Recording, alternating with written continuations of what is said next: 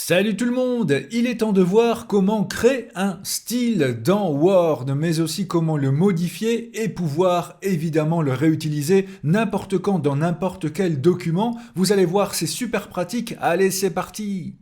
Voici donc un document avec un titre et du texte et j'ai envie de changer la mise en forme de mon titre, donc je suis parti. Par exemple, une autre police, une autre taille, une autre couleur. Et pourquoi pas aussi un encadré que je vais aller chercher dans bordure et trame. Un encadrement de cette couleur-là appliqué au texte. Ok. Et imaginons que cette mise en forme-là pour mon texte me convient totalement. Et là je me dis que ce serait super chouette que Word enregistre cette mise en forme-là pour que je puisse la réutiliser directement dans un autre document pour un autre titre sans devoir refaire toute la procédure et toute la mise en forme. Et bien voilà exactement pourquoi nous allons utiliser les styles que nous retrouvons dans l'onglet Accueil et ici vous avez une grande partie qui s'appelle Styles. Alors dans les styles, si nous déroulons grâce au petit bouton en bas à droite, nous voyons que par défaut il y a déjà des styles tout près d'avance que nous pouvons réutiliser. Exemple, je sélectionne mon titre, je choisis un autre style, vous voyez qu'il est directement modifié en dessous. Sauf que cette fois-ci, j'ai envie d'enregistrer ma mise en forme, celle que je viens de mettre à mon titre. Alors dans ce cas, je vais cliquer sur Créer un style. Là, vous voyez qu'il reconnaît ce que j'ai sélectionné et donc il applique cette mise en forme-là. Et je peux donner un nom à ce style, par exemple, je vais appeler cela titre poème.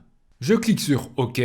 Et là, vous le voyez, il a donc ajouté dans mes styles, ici si je déroule, eh bien le style titre poème. Et donc dans l'état actuel des choses, si dans le même document, je tape un autre mot et que je désire appliquer le même style, pas de problème. Je sélectionne ce mot ou cette phrase et je clique directement sur le style et clac, je récupère le style de mon titre. C'est très facile. Maintenant, pour pouvoir réutiliser ce style dans un autre document que je créerai plus tard, alors il faudra activer une petite option. Je vais donc sur le style en question, je clique avec le bouton droit et là, modifier. Alors là, si vous avez fait une erreur, c'est très bien, vous pouvez modifier les caractéristiques du style choisi, comme à nouveau la police, la couleur, la taille, la bordure et bien d'autres choses. Mais surtout, en bas, vous voyez que uniquement dans ce document est coché pour le moment. Donc si je ferme le document, le style disparaîtra de la galerie. Par contre, si je clique sur Nouveau document basé sur ce modèle, et ensuite OK,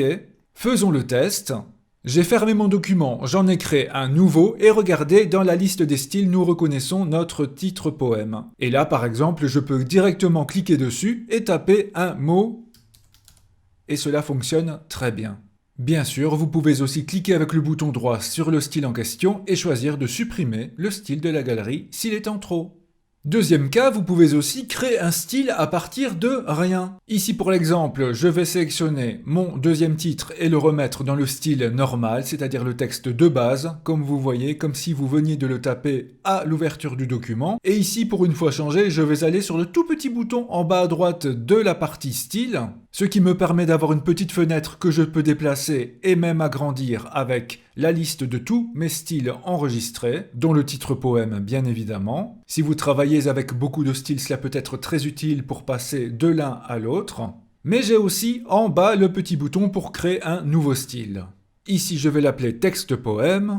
Je peux effectuer quelques modifications rapides, donc comme toujours la police, la taille, gras, italique, souligné, la couleur, par exemple en rouge, mais aussi pouvoir directement aligner le texte comme nous le voulons, ici je le centre, choisir l'espacement entre les paragraphes, l'interligne, mais aussi des retraits basiques. Mais sachez également que tout ce que nous avons déjà vu sur cette chaîne dans le menu police, paragraphes, les bordures et autres peut être retrouvé en bas à gauche grâce au petit bouton format où là vous récupérez police, paragraphe, tabulation, bordure, cadre, numérotation, effet de texte et donc là tout y est. Exemple, effet de texte, le deuxième petit bouton pour ajouter un reflet. Et dans les présélections, je vais choisir ceci. Voilà, OK.